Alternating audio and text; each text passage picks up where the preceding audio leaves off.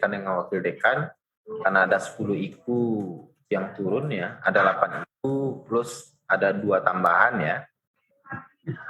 Ini presentasi mahasiswa, presentasi mahasiswa S1, menghabiskan paling sedikit 20 SKS di luar kampus, ini MBKM dan yang lain ya. Nah, nanti dari IKU dekan ini atau perjanjian kerja dekan dengan rektor ini akan diturunkan ke wakil-wakil dekan yang ada. Wakil dekan yang ada itu memang nanti apakah IKU ini terkait dengan tupoksinya wakil dekan 3 misalnya. Apakah IKU 3, 4, 5, 6, 7, 8 ini terkait dengan wakil dekan 1 rupanya kan, yang akademik misalnya kan. Sedangkan di TK yang 9 dan 10 itu terkait dengan wakil dekan 2.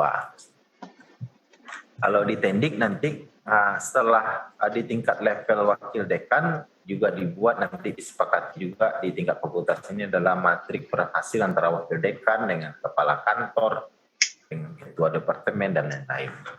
Nanti diturunkan lagi Bapak Ibu. Jadi target-target tadi itu bisa jadi dibagi per departemen, dibagi juga berdasarkan kepala kantor.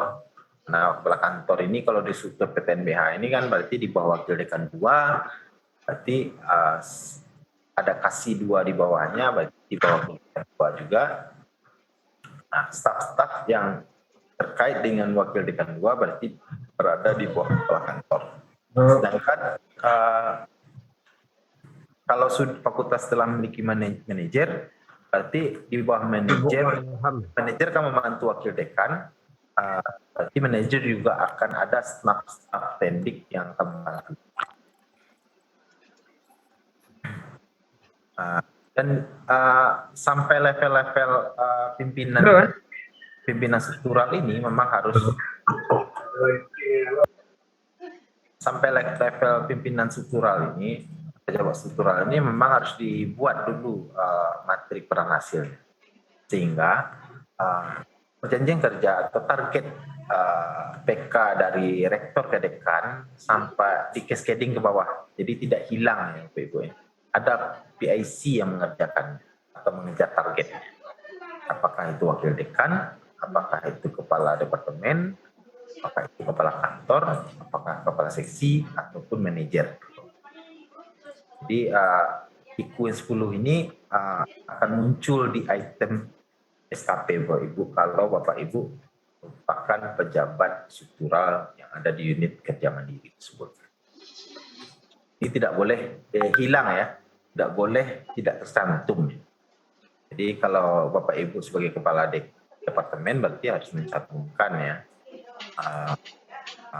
poin-poin hasil kesepakatan di matrik peran hasil antara kepala departemen. Nanti juga Bapak Ibu akan membawa ke departemen di jurusan, akan membagi lagi buat matrik peran hasil koordinator program studi atau kepala departemen dengan dosen-dosen di bawahnya.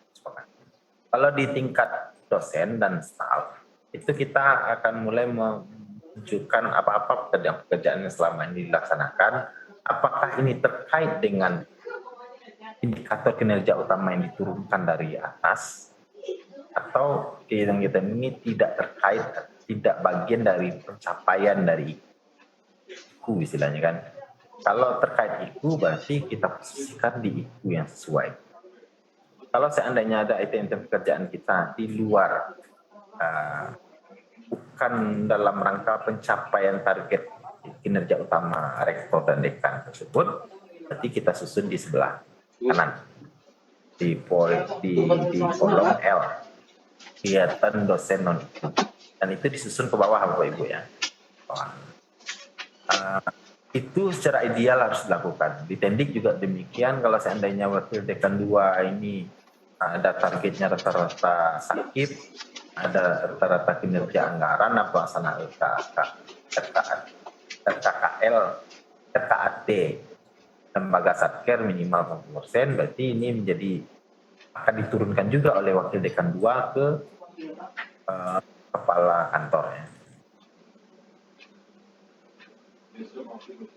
Di kepala kantor. Nanti kepala kantor juga akan membagi ini dengan kepala seksi. Jadi 2 item ini harus ada di SKP, kepala kantor, dan kepala seksi.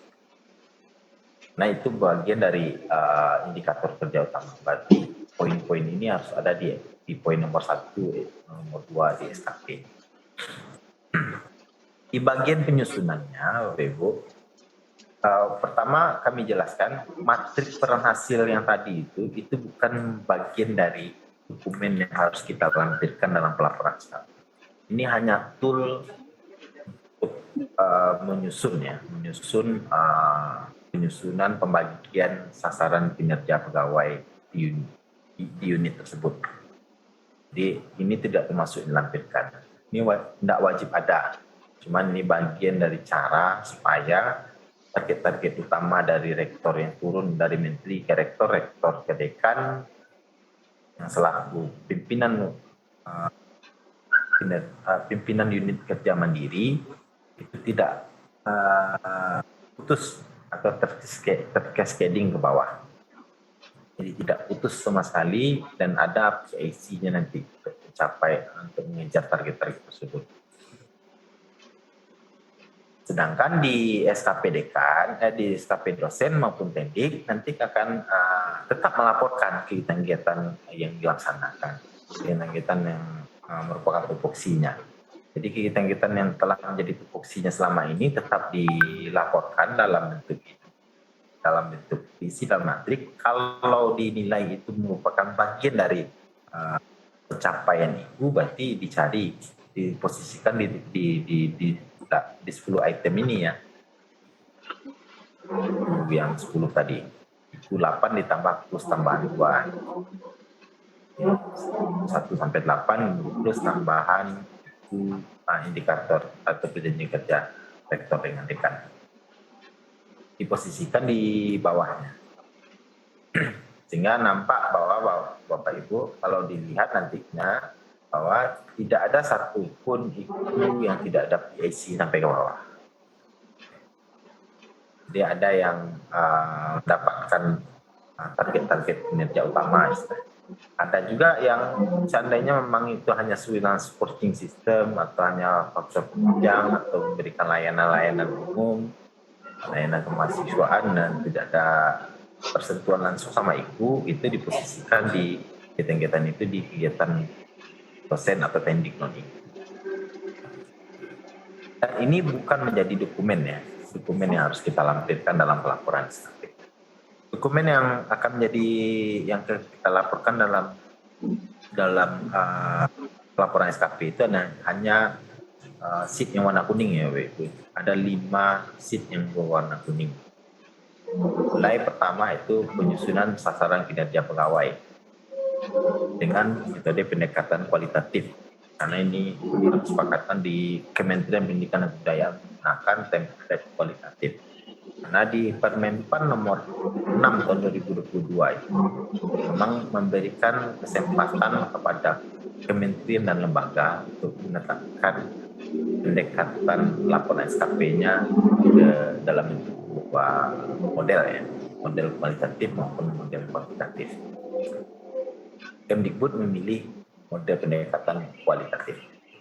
Jadi kita tetap menggunakan template model kualitatif. Nah, kaitan-kaitannya ini bagaimana kaitan matrik dengan item sasaran SKP yang akan kita buat.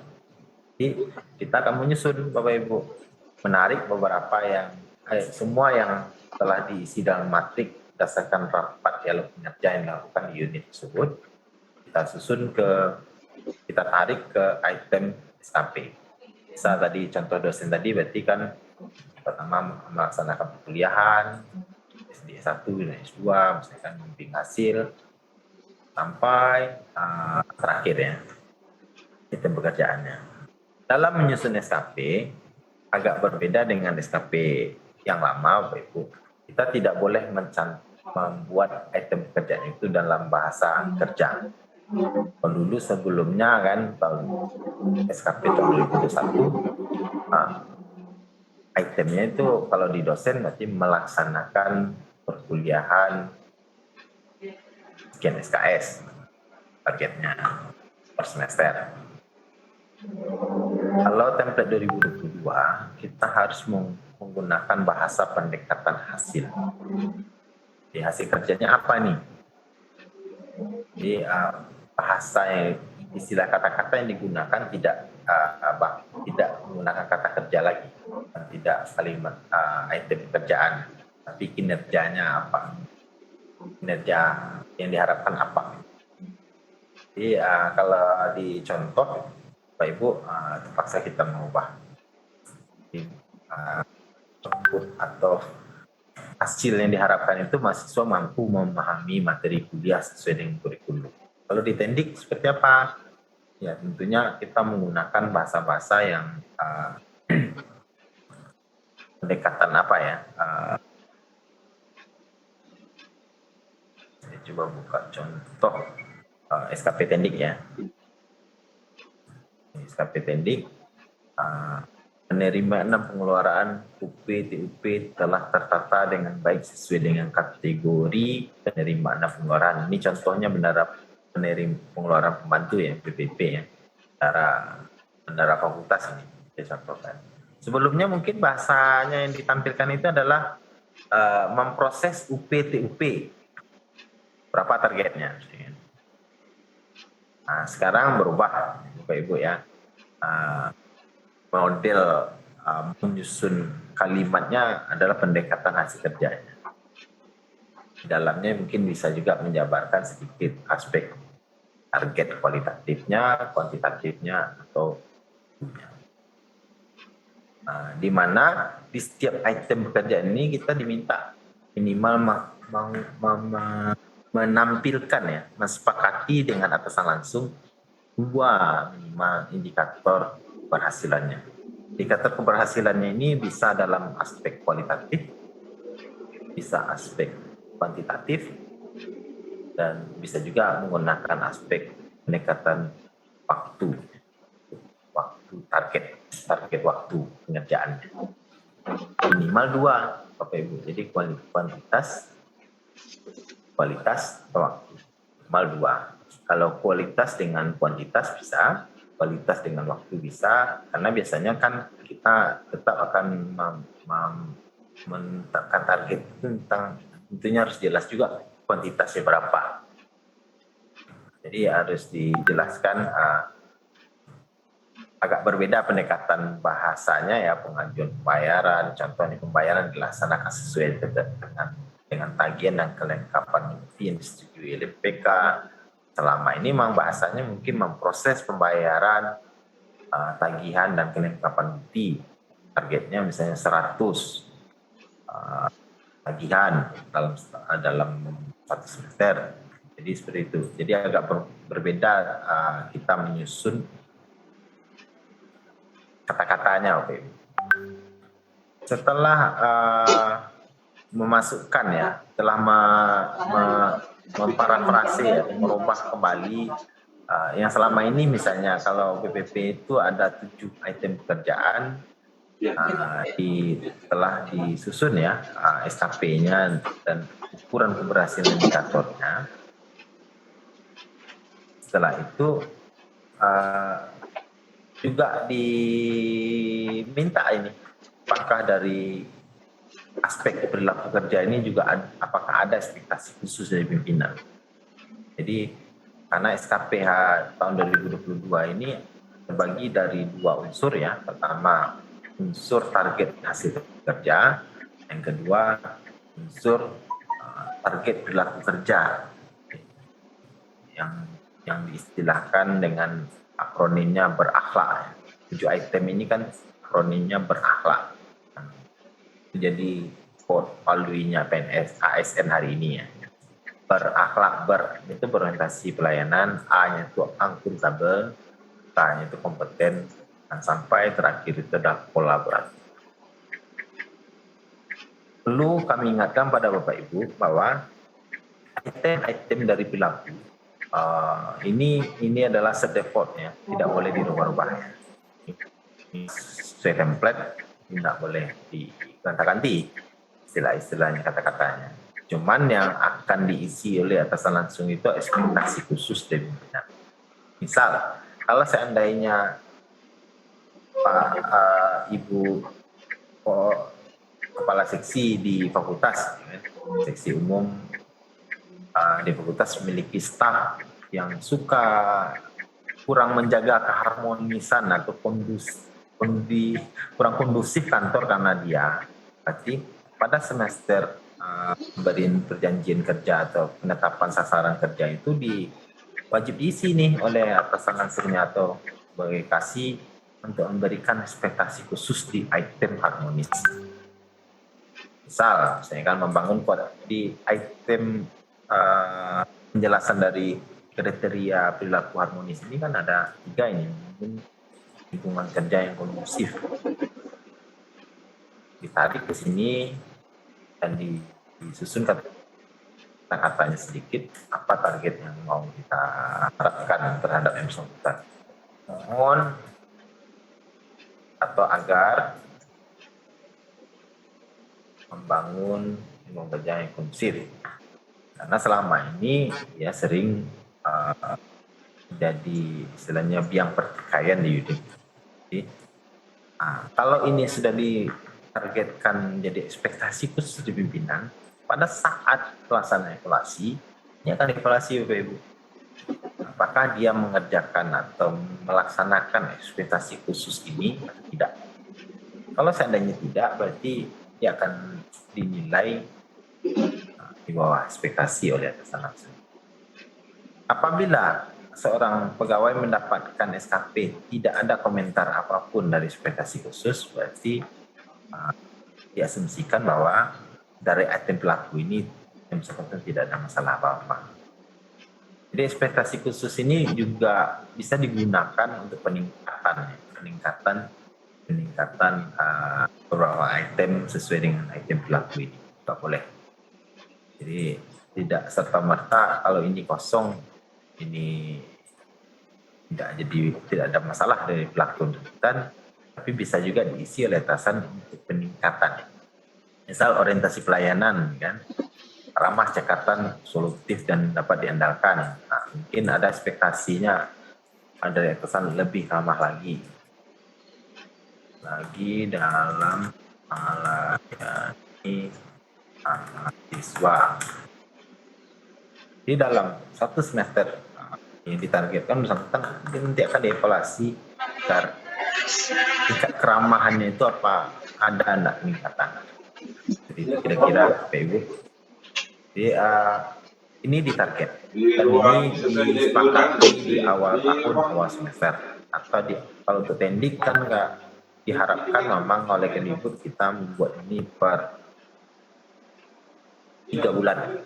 3 bulan memang harus ada penetapan SKP dan evaluasi kinerja pegawai 3 bulan. Itu rencana kita mau melaksanakannya itu pada tahun 2023 karena ini adalah kewajiban pelaporan tahun 2022. Memang kita coba akumulasi saja, record saja apa yang telah kita kerjakan tahun 2022 langsung satu. Jadi target ini ditetapkan di awal tahun bersama atasan langsung. Yang kedua, ada juga yang harus disepakati di awal tahun itu adalah lampiran sasaran pegawai. Lampiran sasaran pegawai ini adalah template baru ya, selama ini belum ada. Bahwa sebelum melaksanakan target-target yang ditetapkan tadi, juga disepakati dukungan sumber daya yang harus ada tersedia lebih dulu, skema pertanggungjawabannya harus jelas, konsekuensinya harus jelas. Jadi kalau dicontoh saya ada capaian kinerja memenuhi ekspektasi pimpinan, maka akan direkomendasikan untuk pengembangan kompetensi. Ada janji ini dari atasan langsung, kalau seandainya penilaiannya sesuai ekspektasi atau di atas ekspektasi nantinya, maka akan diprioritaskan untuk pengembangan kompetensi, jadi mengikuti pelatihan dan lain-lain. Apabila capaian kinerja tidak memenuhi ekspektasi pimpinan, maka akan dapatkan teguran dan pengalihan atasan dan lain-lain. Jadi ada teguran dan lain-lain. Jadi konsekuensinya harus jelas, skema pertanggungjawaban pekerjaannya harus jelas. Kalau seandainya pekerjaan ini memang ada skema pertanggungjawabannya ke unit lain, berarti disepakati di sini. Oke. koordinasinya dengan unit lain disepakati di skema pertanggungjawaban. Kira-kira data dukung sumber daya yang ada harus ada minimal, itu memang disepakati juga di awal tahun atau di awal semester. Selanjutnya pada akhir semester atau akhir triwulan atau akhir tahun lakukanlah penilaian. Sebelum dinilai, Bapak Ibu harus mengisi realisasi berdasarkan bukti dukung. Jadi di bagian ini Bapak Ibu harus mengisi dulu, melaporkan bahwa dari target-target yang ditetapkan ini seperti inilah hasilnya. Bisa jadi dengan ini juga minta dilampirkan bukti kerjanya seperti apa. Sah saja kalau atasan minta lampirkan di balik SOP untuk penelitian. Sedang setelah itu pada akhir semester atau akhir tahun, pimpinan atau atasan langsung wajib memberikan penilaian dalam bentuk kata-kata. Jadi kalau ditendik berarti kan kalau ini dilaporkan tercapai, mungkin dikasih komentar atau umpan balik dari atasan langsungnya sudah baik, mungkin dipertahankan, ini mungkin sudah baik, lebih ditingkatkan. Mungkin ada, kalau seandainya tidak tercapai ya disepakati saja, ditulis dengan baik di bagian mana masalahnya, di bagian mana yang tidak tercapainya oleh atasan langsung. Ini adalah penilaian diberikan oleh atasan langsung, ini wajib diisi karena itu alasan pemberian nilai akhir ya, rating hasil kerja. Jadi nilai penilaian dari capaian kinerja yang bersangkutan atau pegawai yang dinilai oleh atasan langsung ini cuma nilainya 3 Bapak Ibu, di atas ekspektasi, di bawah ekspektasi, di sesuai ekspektasi. Nilainya 3. Nilai 3 ini kalau seandainya atasan langsungnya ditulis dinilai di bawah ekspektasi, berarti komentar umpan balik dari atasannya harus menjelaskan secara objektif di bagian mana yang tidak sesuai dengan ekspektasi. Jadi kan ini kan rata-rata ya, rating hasil kerja ini rata-rata dari penilaian secara keseluruhan. Dan penilaian keseluruhan itu memang diberikan umpan balik satu-satu dari atasan langsung. Kalau seperti contoh di atas, berarti kan baik-baik saja, berarti posisinya adalah sesuai ekspektasi. Bapak Ibu, ada kolom L dan M ini, sebenarnya ini adalah template khusus dari Kemdikbud. Dan kolom L dan M ini tidak termasuk dari dokumen SKP ya Bapak Ibu. Jadi tidak masuk yang akan kita print. Ini metode Dikbud saja ini. Jadi dibuat-buat saja ini oleh Kemdikbud supaya mempermudah, supaya lebih objektif dan lain-lain. Tapi ini bisa juga membuat keraguan dari pegawai-pegawai yang menyusun SKP. Kadang memprintnya sampai ke sini Bapak Ibu, sampai kolom M yang diprint, padahal tidak perlu. Karena di Permen PAN nomor 6 tahun 2022 ini template SKP ini sampai kolom K ini saja. Oke. Kalau menggunakan metode Kemdikbud, nanti kalau seandainya ini baik-baik saja, berarti dibuat di sini sesuai ekspektasi.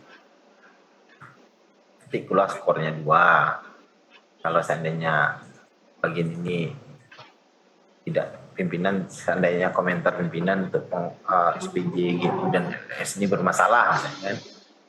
Tidak tercapai,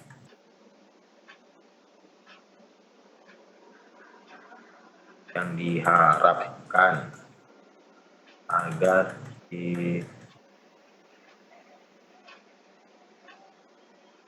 kalau seperti ini komentarnya berarti kan kemungkinan nilainya di bawah ekspektasi, skornya 1.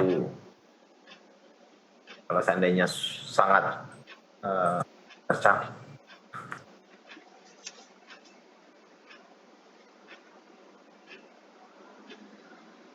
pertahankan, tercapai di atas target, pertahankan, berarti PR-nya nilainya berarti di atas ekspektasi kan.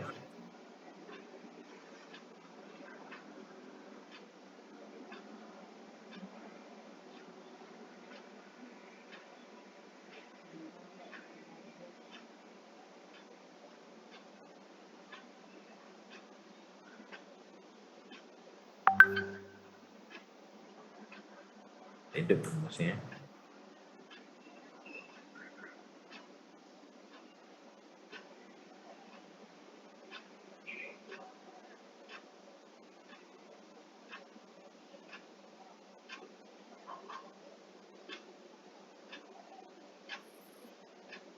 Ini mati nih rumusnya. Oh, oke. Kalau di atas ekspektasi berarti biasanya nilainya 3 kan. Rusak rumusnya Bapak Ibu. Jadi ini hanya sekedar scoring. Kalau seandainya di atas ekspektasi berarti nilainya 3. Kalau sesuai ekspektasi nilai 2, di bawah ekspektasi nilai 1. Nanti di Excel ini akan itu rata-ratanya ya. Itu rata-ratanya sehingga memberikan rekomendasi. Bahwa nilai rekomendasi dari hitungan kita itu dinilai sesuai ekspektasi. Apakah rekomendasi ini digunakan oleh atasan langsungnya? Itu bisa iya, bisa tidak. Semuanya sepenuhnya penilaian itu diberikan oleh atasan langsung. Kalau sesuai dengan rekomendasi berarti dinilai sesuai ekspektasi. Kalau seandainya Bapak Ibu menilai bawahan itu di atas ekspektasi, berarti dari komentarnya ini umpan balik yang diberikan ini berarti harus positif dan menjelaskan bahwa yang bersangkutan telah mencapai target-target dan di atas target yang ada. Harus objektifnya di sana Bapak Ibu harus memberikan komentar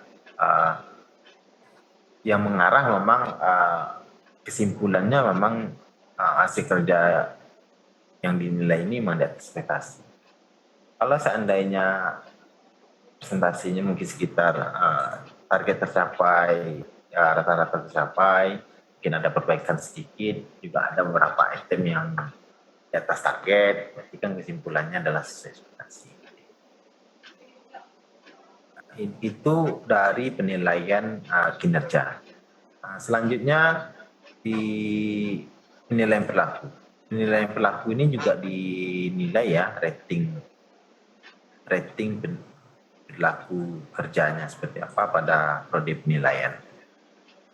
Tadi kalau seandainya ada ekspektasi khusus misalnya harmonisnya, tadi ya contohkan tadi itu bagian harmonisnya sudah saya hapus lah.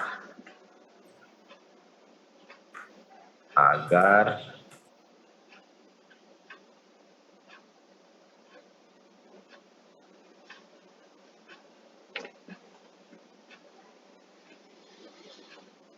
shift.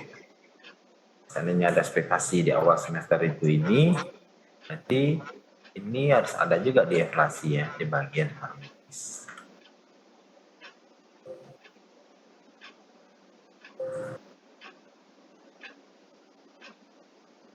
Sistemnya rumus juga boleh saja di bagian harmonis.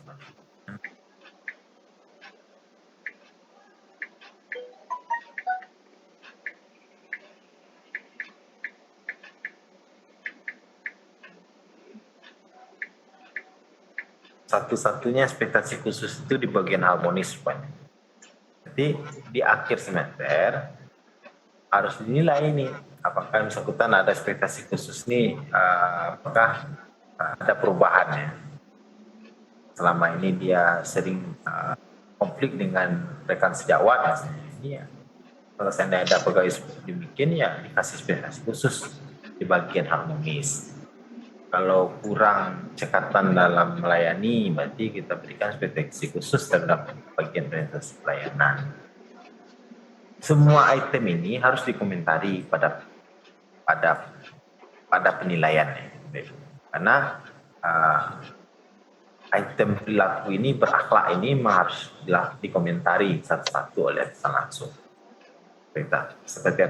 Seperti apa performnya pada semester yang berjalan tersebut, sehingga nanti atasan langsung akan memberikan penilaian juga dalam 3 kategori, di atas ekspektasi, di bawah sesuai ekspektasi, atau di bawah ekspektasi.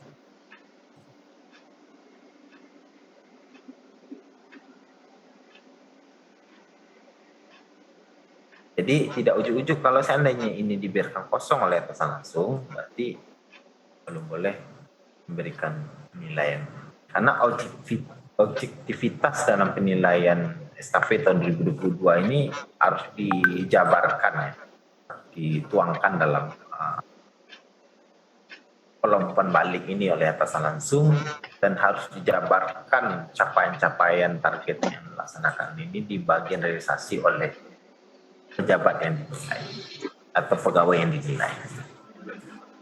Jadi, apabila nilai rating hasil kerja telah diputuskan oleh atasan langsung sesuai ekspektasi, rating perilaku kerja ini sesuai ekspektasi, maka predikat kinerja pegawainya pada semester atau pada triwulan atau per tahun yang dilaporkan itu bernilai baik. Kalau seandainya kita coba saja ya, kita coba kalau seandainya rating hasil kerjanya di atas ekspektasi, tapi rating perilaku kerjanya di bawah ekspektasi, nanti predikat pegawainya misconduct atau kurang. Kalau seandainya perilakunya di atas sesuai ekspektasi, tapi rating hasil kerjanya di bawah ekspektasi, nanti predikat kinerjanya adalah butuh perbaikan. Bapak Ibu, untuk pengusulan kenaikan pangkat itu minimal predikat kinerjanya harus lebih baik minimal. Jadi harus sesuai ekspektasi, rating kerjanya harus sesuai ekspektasi, maka predikatnya bernilai baik. Atau kalau di atas ekspektasi, pelakunya kalau rating hasil kerjanya di atas ekspektasi bernilai sangat baik. Jadi untuk pegawai atau dosen dan teknik yang boleh diusulkan kenaikan pangkat itu predikat kinerja pegawai itu harus minimal bernilai baik atau sangat baik. Dan ini dilakukan penilaian pada akhir tahun atau akhir semester pada sesuai dengan kesepakatan kapan pembagian atau durasi penetapan target dan penilaian. Pada selanjutnya Bapak Ibu, setelah ada penilaian nanti ditandatangani ya, form pengesahannya. Form yang bagian kiri itu pengesahannya dinilai ditandatangani berdua dengan atasan langsung. Kalau seandainya pegawai merasa keberatan terhadap penilaian yang diberikan oleh atasan langsung, maka yang bersangkutan berhak mengajukan peninjauan kembali penilaian. Istilahnya naik banding nilainya ke atasan dari atasan langsung. Kalau seandainya tendik yang dinilai ini keberatan terhadap penilaian yang diberikan oleh kasihnya, nanti kita akan menggunakan form pengesahan yang kedua, yang sebelah kanan. Di situ ada atasan dan atasan pejabat penilai. Tentunya secara prosedurnya berarti atasan dari pejabat penilai, kalau di staf ya, di fakultas berarti kan kepala kantor memanggil pegawai yang dinilai yang melaporkan dia keberatan dengan pejabat lainnya berarti hasilnya, dan memeriksa kembali kepala kantor item-item yang dievaluasi tadi dan memutuskan bahwa apakah finalnya tetap sesuai dengan penilaian dari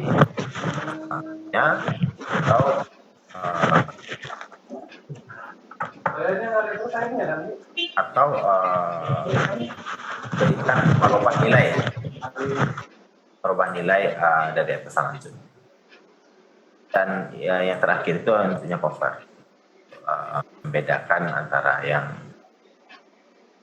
memberi cover ya, sehingga memudahkan kita dalam pendokumentasian SKP. Mungkin itu saja Bapak Ibu. Kalau ada pertanyaan silakan lanjutkan dengan diskusi saja.